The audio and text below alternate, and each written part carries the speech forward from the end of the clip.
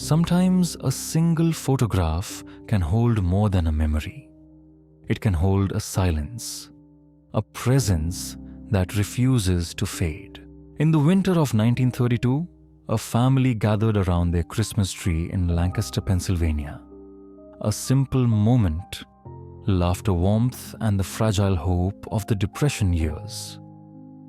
But decades later, when an antique appraiser named Rebecca Thompson discovered that same photograph, she noticed something the others had missed.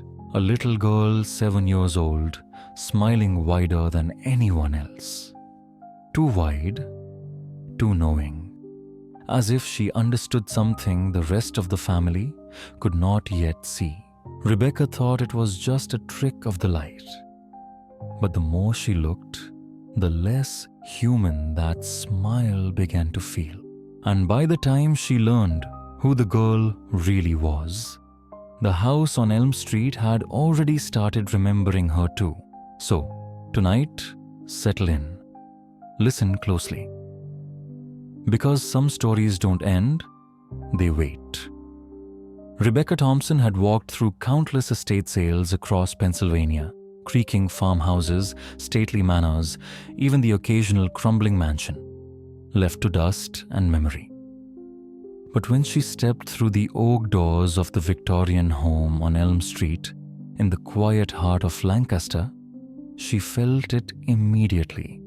That faint, inexplicable chill that sometimes lingers in places where time refuses to move on. The house had belonged to Dorothy Whitman, who had lived almost a century and died alone at 98. Neighbors said she'd rarely been seen in her final years, tending only to the small overgrown garden outside her window. Inside, the air still smelled faintly of old lavender and the dry perfume of forgotten things. Rebecca, a professional antique appraiser, had come in search of value furniture jewelry heirlooms. Yet, what caught her attention weren't the objects but the faces. The house was filled with them, photographs in ornate silver frames resting on mantel-side tables, even tucked between the pages of yellowed books. Each image seemed to whisper fragments of a life once rich with routine and comfort. Most were from the early 1900s to the 1940s, the Whitman family, frozen in silver light through the lean years of the Depression. But then, there was one photograph. The one that made Rebecca stop. It sat alone on the mantel above the cold fireplace, a black and white image of a family gathered around a Christmas tree. The inscription along the bottom, written in elegant script, read, December 1932. The scene was almost too perfect. A father relaxed in a worn leather armchair, his wife seated gracefully beside him, hand resting on his shoulder. Their teenage son knelt among the wrapped presents, a spark of excitement, frozen forever in his grin. And in front, cross-legged on a patterned rug, sat a little girl, perhaps 7 or 8 years old, her white dress trimmed neatly with lace, a dark ribbon tied in her hair. It was a tender, ordinary holiday moment, warmth captured in black and white during one of America's coldest decades. And yet, something in the picture refused to sit quietly. Rebecca leaned closer. The father's smile seemed natural, the mother's soft and maternal. Even the boy's laughter seemed to spill from the photo, like a faint echo of Christmas cheer. But the little girl, her expression wasn't right. Rebecca picked up the frame carefully and carried it to the window, where thin afternoon light fell across the glass. Dust drifted like slow snow. The girl's smile at first glance might have seemed endearing, the sort of awkward grin every child gives a camera. But the longer Rebecca looked, the more wrong it felt. The smile stretched too wide as though it had been placed there, not lived. Her lips curved, but her eyes, those dark, perfectly focused eyes, remained still. They didn't belong to a child. There was something far too knowing in them. A look that wasn't innocence at all, but awareness. Cold, calculating, ancient. Rebecca had appraised thousands of family portraits in her career. She could usually tell who had been happy, who had tolerated each other, who had stood still only for the sake of the photographer's patience. But this was something else entirely. The longer she stared, the more she felt the photograph watching her back. Have you ever seen an image like that? One that seems to hold a secret behind the eyes? Something alive. Something that doesn't belong to the moment it was taken. Rebecca set the frame down slowly, her pulse quickening, though she didn't know why.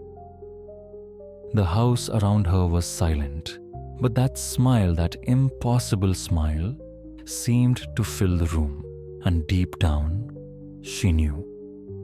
This was only the beginning. Rebecca could not let it go.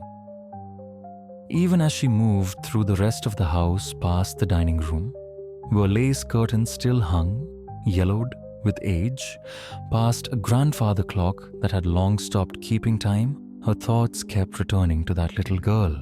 That smile that wasn't a smile. She began to notice something else. There were other photographs, smaller ones framed in silver and walnut, scattered throughout the rooms. In nearly every one, the same child appeared. A little older in some, perhaps 8 or 9 than 10 or 11. The dresses changed, the settings changed. But the expression, that stayed the same. That same unnatural practiced curve of the lips. That same empty gaze. Rebecca felt the faintest tremor of unease as she made her way back toward the living room. It was as if the walls themselves were lined with witnesses, every photograph repeating the same message she could not yet understand. And then on the mantel again, her eyes caught a faded document tucked behind a vase of dried lilies, the estate record. Dorothy Whitman, it read. Born 1925. Inherited property 1945. 98 years old at her passing. Rebecca froze. 1925. That meant in 1932, the little girl in the photo would have been 7 years old. So, it was her. The reclusive old woman whose belongings she was now sorting, that was Dorothy. The little girl with the awful practiced smile. Rebecca sat down slowly, letting that realization settle over her like dust. She had seen many family stories frozen in time, but never one that felt so heavy, so unfinished. What had made a child look that way? What secret could stretch across an entire lifetime, etched first into the small mouth of a 7-year-old and still visible, decades later in the eyes of a woman who died alone, behind locked doors? That night, unable to sleep, Rebecca returned to the house's documents spread across her kitchen table. Birth certificates, deeds, marriage records. She found the names of Dorothy's parents, Thomas and Margaret Whitman, respectable citizens owners of a hardware store that had somehow survived the worst of the Great Depression. But strangely, she found almost nothing about Dorothy herself. No school mentions, no awards, no social notes. For a child of such a well-known family, her absence in the local archives felt deliberate. The next morning, curiosity overcame hesitation. Rebecca drove to the Lancaster Historical Society, a red brick building lined with shelves of brittle paper and forgotten names. There, among community records and census logs, she found what she hadn't known. She was searching for letters. Personal correspondence between Dorothy's mother Margaret and her sister Ruth. Letters written in the winter of 1932 and 1933. The first one began innocently enough, talk of illness, of church matters, of the bitter January cold. But then, near the end came a line that made Rebecca's pulse quicken. Dorothy continues to display the most unsettling behavior. During our Christmas celebration, she maintained that horrible artificial smile throughout the entire evening, even when she thought no one was looking. Rebecca leaned back in her chair, the hum of the archive's fluorescent lights suddenly too loud. Ruth's reply followed a week later. I have always felt uncomfortable around Dorothy. There is something in her eyes that doesn't belong to a child. She watches everyone as if she knows more than she should. Rebecca's fingers trembled slightly as she turned the next page. Margaret's next letter. March 1933 told of something far stranger.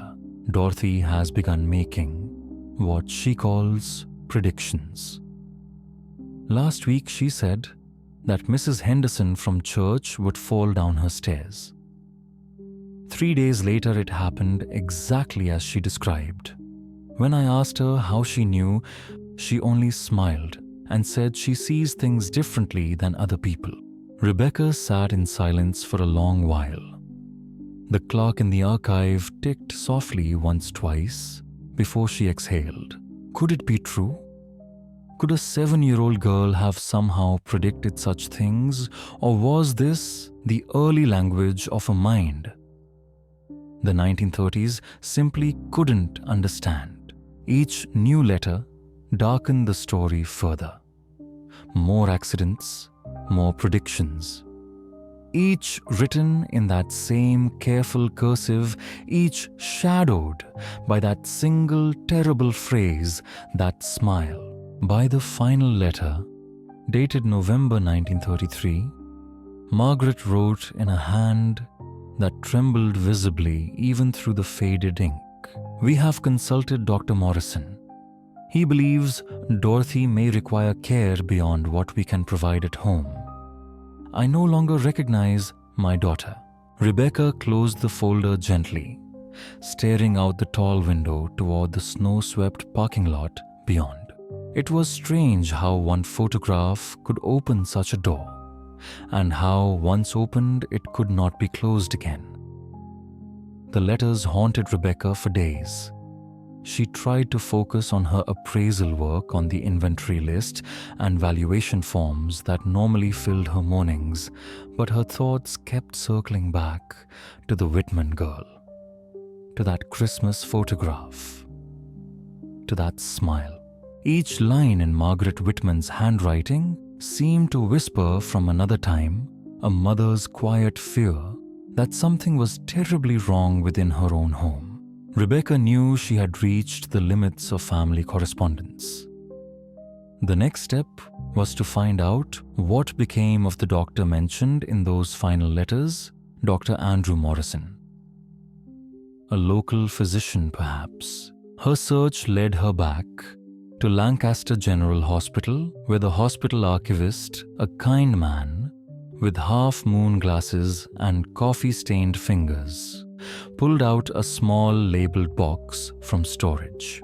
Inside were patient records from the 1930s, yellowed, fragile, tied together with faded string, and there among them was a file marked Whitman Dorothy, 1933, 1943. Rebecca's hands trembled slightly as she opened it. The first page was Dr. Morrison's evaluation, dated December 1933. The ink had faded it to a pale brown, but the words were legible. Patient displays emotional detachment inconsistent with her age. Exhibits exceptional intelligence. Claims to know of events before they occur. Rebecca's eyes moved slowly down the page, predictive statements verified by witnesses. Patient's demeanor unchanged regardless of accuracy. Smile described by family as persistent and unnatural.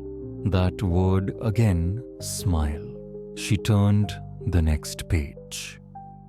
The records described incident after incident, each stranger than the last.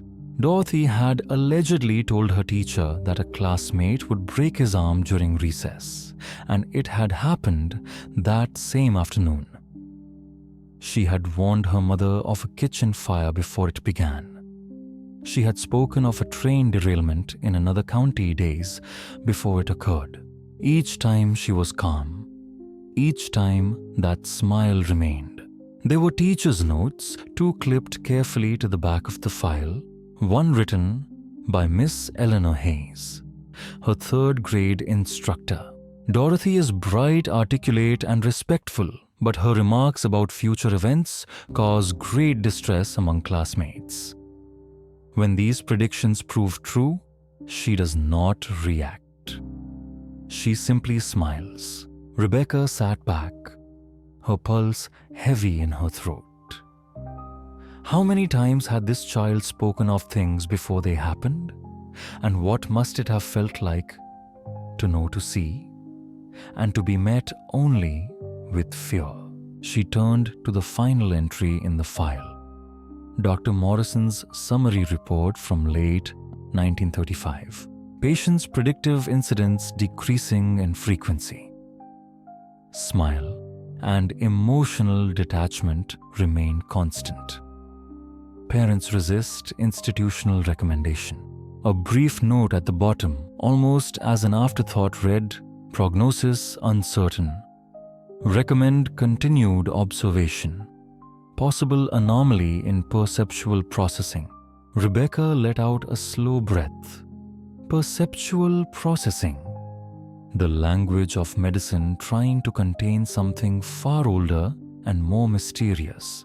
In that sterile hospital handwriting, she saw the tragedy taking shape, a child misunderstood by science, feared by her neighbors, and slowly isolated by her own family. She imagined the young Dorothy sitting in a white examination room, her legs dangling above the floor.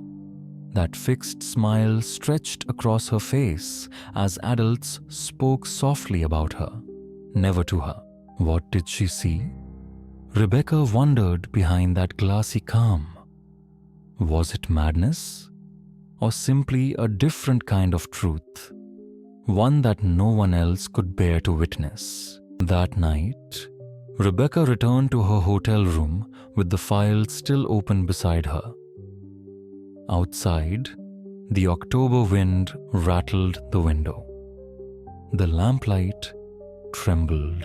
In the quiet, she looked again at the photograph she had taken of the Christmas portrait on her phone. The little girl sat in front of the tree, smiling that terrible perfect smile.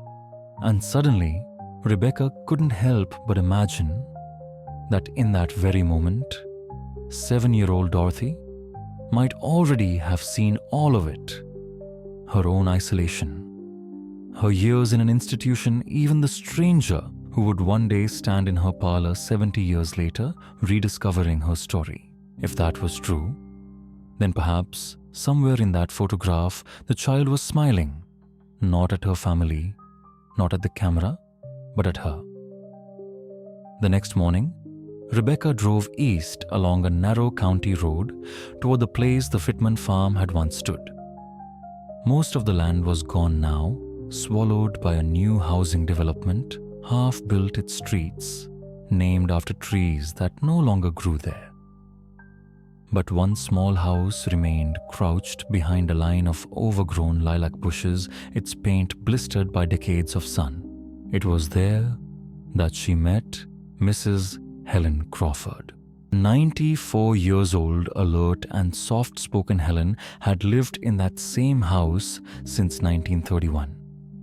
When Rebecca explained why she had come, the old woman's eyes softened, but her hands resting on her lap seemed to tighten around the fabric of her dress. "The Whitmans," she said quietly. "Yes, I remember them. Especially the little girl." Her voice trembled not from age, but from something heavier. A memory she had learned not to touch too often. Rebecca asked if Dorothy had been strange, as some of the records suggested. Helen gave a small, bitter laugh. Strange, maybe. But I think she was aware. Like she was listening to things the rest of us couldn't hear. She leaned forward, then her eyes gleaming faintly in the half-light. You ever met a child who looks at you like she knows what you're going to say before you open your mouth? Rebecca didn't answer. Helen went on slowly, carefully. One summer afternoon, her mother came running to our porch, said Dorothy had wandered off. We searched for hours. Finally found her by the river, just sitting there, feet in the water, smiling. She said, "Don't worry, Mrs. Crawford. The fire's out now." But there was no fire. Not yet. Helen paused. Her thin fingers traced invisible lines in the air as if rewriting the memory before her. 2 nights later, the Whitmans' barn burned down. Completely. The sheriff said lightning. But there wasn't a cloud in the sky that night. For a long moment, neither of them spoke. The old clock in the hallway ticked faintly, like a heartbeat echoing through time. Rebecca finally asked what had become of Dorothy afterward. Helen's eyes dropped to her hands. "They sent her away," she whispered. "To some kind of hospital up north. I never saw her again." But her voice faltered. A week before they took her, she came to my fence one evening, just stood there staring. I asked if she was all right. She said, "You'll hear the crying soon." Rebecca swallowed. The crying. Helen nodded slowly. Next morning, my husband found our dog dead by the well. And that night, I swear I heard something crying in the cornfield. Not an animal, not a child either. Just something that wanted to be both. Her words hung in the air like frost. Rebecca tried to ground herself, glancing at her notes, the rational side of her mind, clinging to any possible explanation. But the other part, the quieter, more intuitive part, knew that the old woman's story carried the same energy that had haunted every page of the Whitman file. Before she left, Helen took Rebecca's hand. Her skin was paper thin, almost translucent. "You be careful, dear," she said softly. "Some things remember when you start remembering them." Rebecca promised she would. But as she stepped back into the pale afternoon light, she couldn't shake the feeling that something was watching her from the field beyond the road. Something patient and very, very old. That evening, Rebecca sat in her car for a long while before she dared to step out. The Whitman house, or what was left of it, stood at the edge of a sloping field, its windows blank and empty, its roof sagging under years of silence. The real estate sign near the gate had fallen over half, swallowed by grass. She had told herself it was just research. One last visit to collect photographs for her report. But she knew deep down that wasn't true. She wanted to feel it. To stand where Dorothy had stood. The air was still when she entered. Her flashlight beam slid across walls stripped of paint wallpaper, curling like old paper skin. She moved slowly, her footsteps crunching over plaster and dust. The parlor was the only room still intact. The faded outline of a Christmas tree remained on one wall, a faint mark where decades of sunlight had burned everything else away. Rebecca set her digital recorder on the floor and pressed record, just to capture the ambience, she told herself. For atmosphere, for reference. But the moment she hit the button, a strange heaviness filled the room as if the air had thickened. Even the beam of her flashlight seemed slower, softer, like moving through water. She began to speak softly into the recorder, her voice trembling only slightly. Field notes. October 18th. This is the former Whitman residence. Structure remains unstable. Interior mostly empty. She stopped mid-sentence. Something had shifted, a faint rhythmic sound. At first, she thought it was wind moving through the chimney. Then she realized it wasn't coming from above. It was coming from behind the wall. 3 slow knocks, then silence. Rebecca froze. Her mind searched for rational answers, maybe an animal, maybe wood, contracting from the cold, but the pattern was deliberate, measured, almost responsive. She took a slow step back. Her heel brushed against something, a toy block, yellowed and brittle, hidden under a board. She picked it up and turned it in her hand. The letter D was carved into one side. Dorothy. She didn't remember placing it down, but somehow it ended up beside the recorder when she looked again. She swallowed hard, forcing her voice to remain steady. If anyone can hear me, this is just a recording.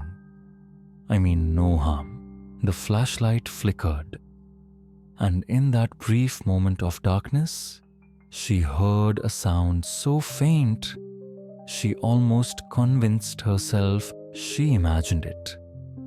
A girl's voice, light as air, whispering behind her.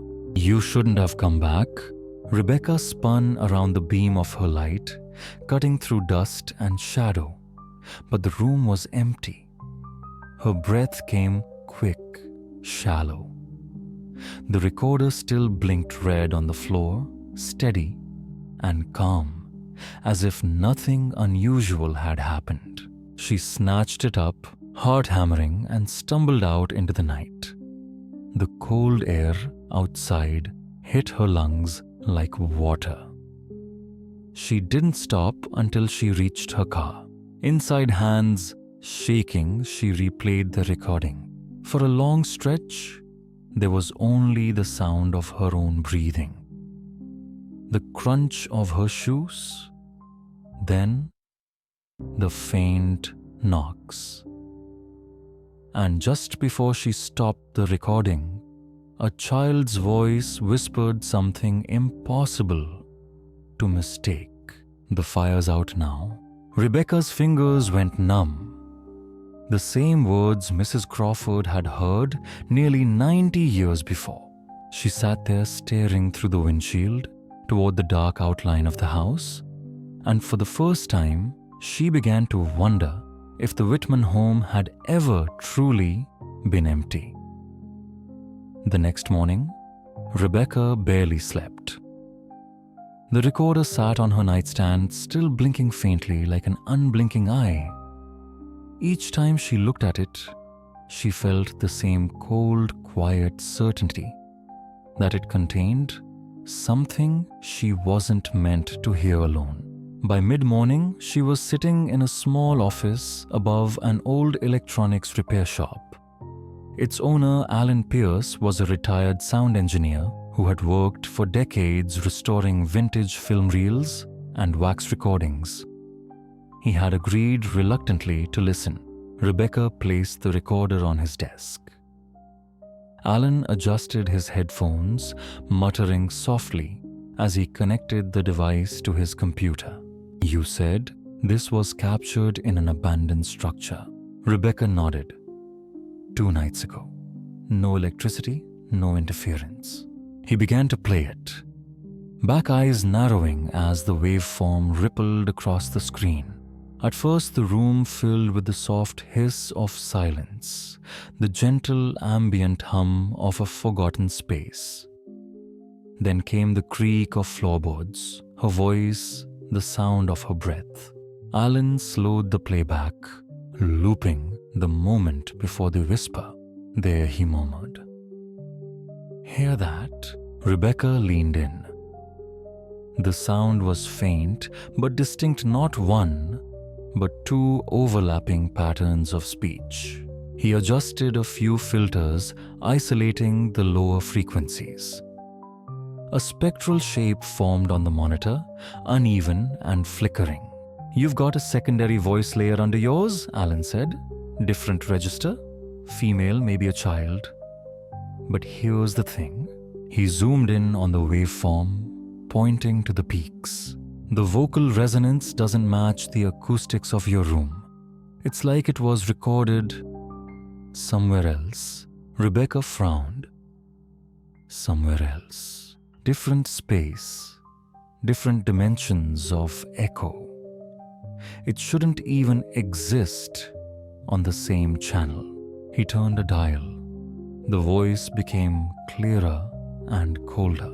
You shouldn't have come back. Rebecca's stomach tightened. Hearing it again through speakers made it worse. The words had weight, now rhythm presence. But Alan wasn't finished. He replayed the section once more, slower this time, pulling back the frequencies almost beyond hearing. And there, beneath the whisper, almost hidden, was another sound. A second voice. Soft, distant, layered like an echo that had traveled too far to stay whole. She's still smiling. Rebecca felt the blood drain from her face. Alan looked at her, unsure whether to continue. There's more, he said carefully. When I run spectral visualization, the waveform shows symmetrical repetition. Almost mirrored, as if one voice is reflecting the other. He hesitated. That shouldn't happen in natural speech. Unless he stopped himself. Unless it's an artifact. Rebecca managed a small, brittle smile. An artifact? Alan nodded. Sometimes, when sound loops through damaged tape or digital interference, it creates ghost signals. Fragments of older recordings resurfacing, but both of them knew the truth. There was no damaged tape, no interference, just an empty house, a voice that shouldn't have existed and another one hiding beneath it, whispering of a girl who'd been gone for nearly a century. Before leaving, Rebecca asked Alan to send her a copy of the cleaned file. He hesitated before transferring it. I'll warn you, he said softly. If this is what I think it is, you might start hearing more than what's there. That night alone in her motel room, Rebecca listened again through headphones. The whisper repeated softly in her ears, looping endlessly. You shouldn't have come back. She's still smiling. But then, in one of the later playbacks, just as she reached for the pause button, she heard something new, almost imperceptible. A faint, rhythmic sound beneath the voices. A ticking, steady, slow. Like the sound of an old wall clock counting down inside a house long since burned to the ground. Rebecca pressed pause. The ticking stopped. But in the silence that followed, she thought she heard something else. The faint, impossible sound of someone smiling. The next day, Rebecca returned to the archives. The morning light outside had a strange stillness to it, pale and almost weightless, as though the world itself was holding its breath. She had come to find one name, Dr. Andrew Morrison, the physician, who had treated Dorothy in the 1930s. If anyone had left behind an explanation, even a scientific one, it would be him. The hospital's archivist greeted her quietly. When Rebecca asked about Morrison's records, the man's brows furrowed. "We've only got fragments," he said. "Most of his files were destroyed after his death. But there's one item we keep in restricted storage." He disappeared into the back room and returned carrying a narrow box, its label nearly unreadable. Inside was an envelope sealed with wax and a small reel of magnetic tape. "It's dated 1935, the archivist said. Morrison's last private recording. No one's ever been able to play it properly. The audio distorts halfway through." Rebecca thanked him, hands trembling slightly as she lifted the tape into the light. The label read, "Whitman D. Final observation." That afternoon, she brought it back to Alan Pierce's workshop. Alan examined it carefully, threading it into an old reel-to-reel player that hummed softly to life. "It's fragile," he warned. "Let's play it once. Slow speed, minimal interference." The tape began to turn, emitting a faint static hiss. Then beneath the static, a man's voice emerged, measured, weary, unmistakably human. Patient exhibits continued affective detachment. No physiological abnormalities observed. Predictive statements persist. Rebecca closed her eyes. It was Morrison. "Tonight, patient informed me she no longer needs to see." When questioned, she smiled and said, "I already saw the rest." A pause. Then faintly, another sound behind his voice, a high, whispering hum. Alan adjusted the dials, frowning. Background noise, but the hum was rhythmic, layered. It grew slowly louder, forming what could almost be words. "Fire's out now." Rebecca's hand flew to her mouth. Alan looked at her, startled. "You heard that too?" The voice continued, faint trembling and childlike. "She's still smiling." Morrison's voice returned, shaken this time. Patient's behavior increasingly unnatural. She sits for hours without movement, smiling toward the west wall. Claims she can hear voices speaking backward. "This will be my final report." The tape stuttered, warped, then came one final uneven sentence. Morrison's voice breaking. "If anyone hears this, do not let her name be spoken again. Sound is how she finds her way." The machine stopped. The reel kept spinning for a few seconds, clicking softly like a heartbeat that refused to stop. Alan exhaled. That wasn't distortion. Rebecca said nothing. She just sat there staring at the recorder, at the faint dust motes floating in the air, like tiny embers. That night, Rebecca made one final choice. She drove back to the Whitman house. The sky was a bruised gray, the last light fading beyond the fields. She parked by the gate, heart pounding so loud it seemed to echo against the car windows. Inside, the air was colder than before, still almost heavy. The walls seemed to pulse faintly with the rhythm of the wind.